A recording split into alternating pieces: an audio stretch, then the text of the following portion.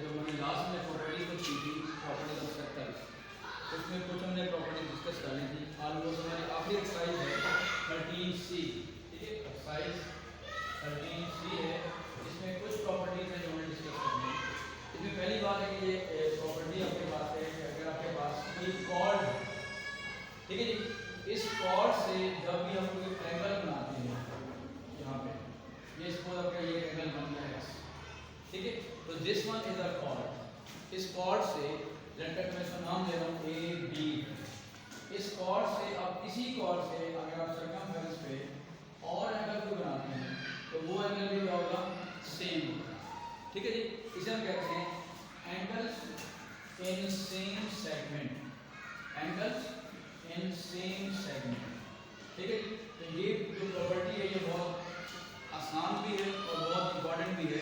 बाद में ऐसा होता है कि क्वेश्चन में कोई भी एंगल नहीं दिया हुआ है, एक आध एंगल दिया हुआ है और वो बाकी चीज़ें जब पूछ रहा होता है तो ये वाली जो प्रॉपर्टी है वो अप्लाई हो रही होती है। क्लियर हो गया, ठीक है। उसके बाद आपके पास जो नेक्स्ट प्रॉपर्टी हम डिस्कस कर रहे हैं, इसको मैं इसको फिलहाल वन का नाम दे रहा हूँ। लास्ट हमने तकरीबन 5 प्रॉपर्टीज में करने नाम पढ़ी हुई है, ठीक है। तो अगर हम वहाँ से इसको अगर हम 6 प्रॉपर्टी का नाम दे देते हैं, यहाँ पर हम इसको 7 का नाम दे दें। कि आपके पास अगर एक सेंटर है, सेंटर से आपके पास एक ये जब सेंटर से एक हम कॉर्ड बनाते हैं उस सेंटर को क्या कहते हैं, वो डायमीटर बन जाएगा, ठीक है जी। ये भी एक कॉर्ड है ए बी, लेकिन A B chord is passing through the centre, chord is passing through the centre is known as diameter. उसको हम क्या कहेंगे, इसका डायमीटर है। तो ये जान लिखिएगा, अगर लेट करके मैं इसको ए बी का नाम दे रहा हूँ, तो अगर आप ए बी से इस डायमीटर से जो भी एंगल बनाएंगे सर्कमफेरेंस पे, that will be our right angle, वो हमेशा आपको क्या बनेगा, 90 डिग्री, ठीक है। इसको जो इसकी रीजन लिखते हैं वो आपको होता है कि right angle in semi circle, in semi circle. तो बाद में ऐसा भी हो सकता है कि वो सिंपल आपको सिर्फ सर्कल का पूरा शो हो रहा हो, सिंपल आपके पास एक सेमी सर्कल जो है वो ये वाली लेंथ शो हो रही होगी, तो ये आपके पास बन जाएगा, ठीक है। अच्छा, आप इसी तरीके से इसी प्रॉपर्टी के मुताबिक देखें, अगर आप इस कॉर्ड से और भी जितने एंगल बनाएंगे, basically this is the diameter, और जब तक वो आपको ये ना कहे कि ये ओ से पास हो रहा है या डायमीटर है, हम उसको डायमीटर नहीं देंगे। जब डायमीटर से पास होगा तो ये भी एंगल क्या बन जाएगा जी, 90 डिग्री बन जाएगा। अब आप लिख रहे हैं यहाँ पे ये कॉन्सेप्ट और ये वाला कॉन्सेप्ट आ गया कि एक ही कॉर्ड से जितने भी एंगल बन रहे हैं वो क्या हो रहे हैं, सेम हो रहे हैं। लेकिन अगर वो डायमीटर से बनेंगे एंगल तो सेम होंगे, लेकिन हर एंगल 90 का भी हो, ये इसमें एक इंपॉर्टेंट बात है। क्लियर होगी बात जी। नेक्स्ट प्रॉपर्टी आपके पास है जी कि अगर एक सेंटर पे हम कोई ओरिजिन है बेटा और यहाँ पे हम एक एंगल बनाए, ये ओरिजिन का आपके पास एंगल बनाए, इसको हम नाम दे देंगे, कोई भी एंगल है। अब ये किसे कहते हैं, arms of the angle, arm of angle. अब इसी आर्म से और एक एंगल बन रहा है, but that is lying on the circumference of a circle, वो क्या कर रहा है, सर्कमफेरेंस ऑफ सर्कल पे लाइन कर रहा है, ठीक हो गया। तो अब आप ये देखिएगा, ये जो एंगल है ये एक्स एंगल है और जो सेंटर पे एंगल बनेगा that will B 2x, that will B 2x। क्योंकि अगर आप गौर करें तो बेसिकली ये कॉर्ड बन रहा है आपका ये वाला।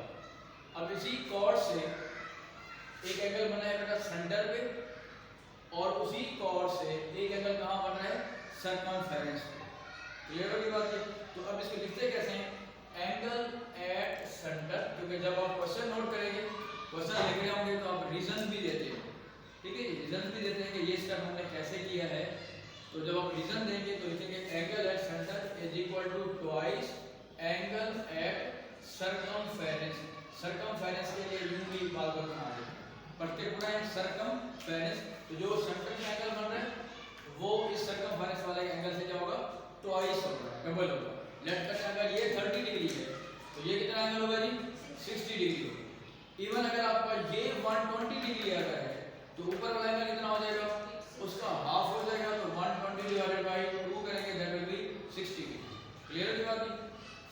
अब इसी तरीके से इसको ध्यान में रखना है कि अगर इसमें बात कर रहा हूँ, ये बेसिकली 8 है, इसी को भी हम 8a का नाम अगर हम इसको दे दें, लेकिन कैसे, वही है angle at centre is equal to twice angle at circumference. Basically इसी में दो शेप बनती है। इसी जो आपके पास है, जब आप क्वेश्चन करेंगे तो हमारे पास दो किस्म की शेप बन सकती है। एक तो ये भी शेप आपको नजर आ सकती है, दूसरी इसमें शेप यू भी बन सकती है। देखिएगा ये मेरा सेंटर है, ये आपके पास एक हमारे पास क्या बनेगा, ये सर्कल बन रहा है हमारे पास, ठीक है। अब आपके पास दूसरी वैल्यू हमें यूं लेगा, इस तरह लेंगे, ये एंगल आपका एक्स आ। अब इस बात को समझिएगा, प्रॉपर्टी बेसिकली सेम है, angle at centre is twice angle at circumference. लेकिन जब आप क्वेश्चंस कर रहे होंगे, उस क्वेश्चन में आपके पास दो किस्म की शेप्स नजर आएंगी। एक तो वो शेप नजर आ सकती है, दूसरी ये शेप नजर आएगी। इसमें अब होगा क्या, जो एंगल एक्स यहाँ पे है उसका जो डबल होगा वो इसके इनसाइड होगा, अपोजिट ऑफ दैट, ठीक है। यानी जहाँ पे भी आप देखेंगे अगर एंगल एक्स यहाँ पे है, उसका जो ट्वाइस एंगल है उसके अपोजिट साइड है सेंटर पे। सिमिलरली ये एंगल अगर एक्स है, उसका जो डबल होगा that will be opposite side of the angle, ठीक है जी। और उसका बनेगा कहाँ पे, वो सेंटर पे बनेगा। तो प्रॉपर्टी जो है रीजनिंग सेम होगी यहाँ पे दोनों की, कि आपके पास angle at centre is equal to twice angle at circumference, ठीक है जी। तो ये आपके पास एक प्रॉपर्टी बनती है। सिमिलरली अगर हम यहाँ पे किसी के साथ, मैं इसको थोड़ा सा और कर देता हूँ, अगर मैं यूं बना दूँ ऐसे, लेकिन अब ये भी एंगल एक्स ही बनेगा, क्योंकि इसमें जो पहले वाली प्रॉपर्टी हमने पढ़ी है, एक ही कॉर्ड से जितने भी एंगल बनाएंगे सर्कमफ्रेंस पे, वो भी सारे क्या होंगे, सेम होंगे।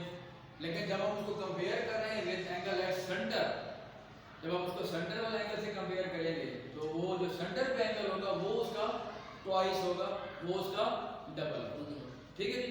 ये हमारी कुछ प्रॉपर्टी थी, ये लास्ट ऑलमोस्ट हमारी प्रॉपर्टी है इस हवाले से। अभी हम आगे बात करते हैं आज के लिए।